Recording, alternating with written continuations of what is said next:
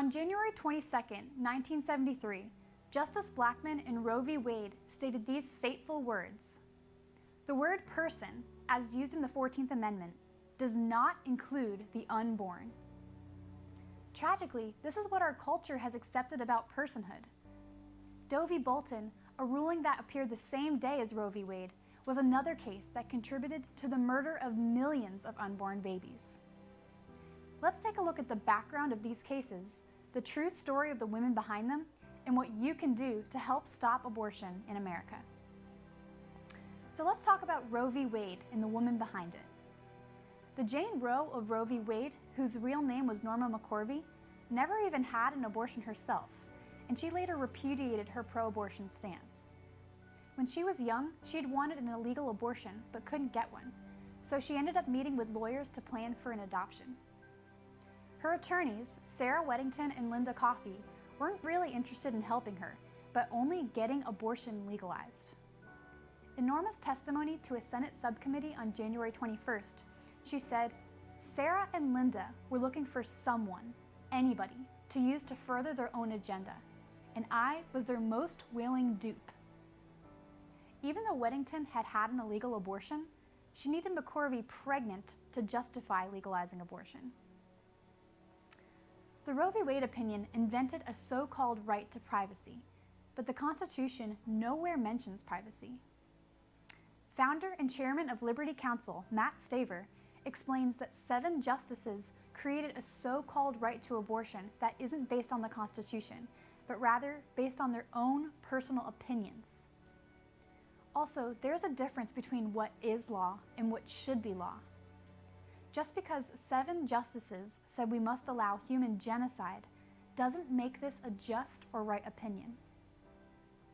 The Declaration of Independence states one of the purposes of government: to protect our unalienable, God-given right to life.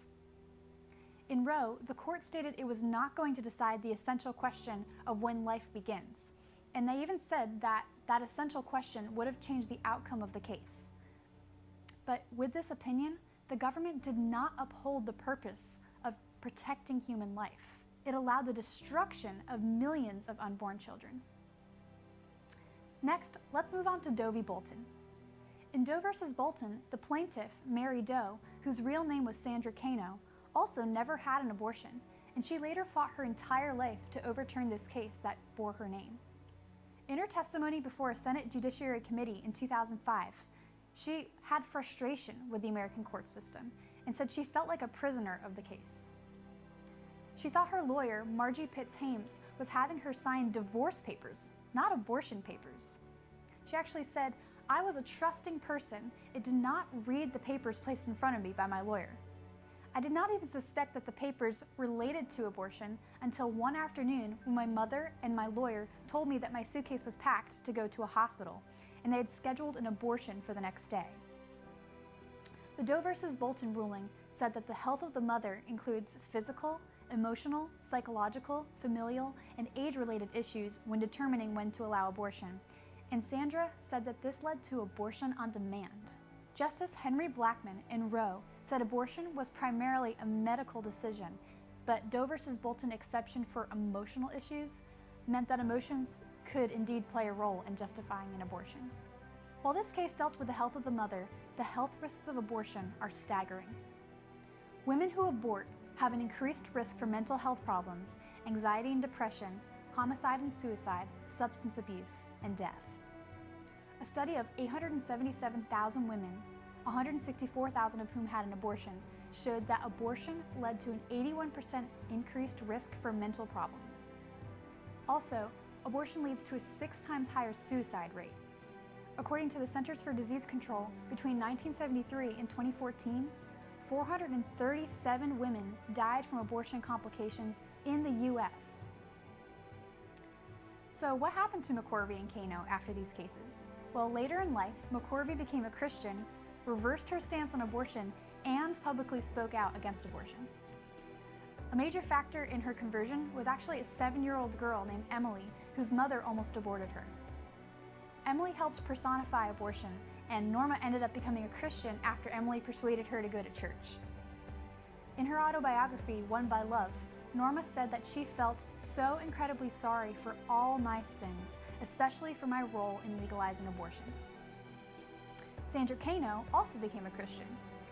She filed a motion for the Supreme Court to rehear her case, but the court refused her in 2006.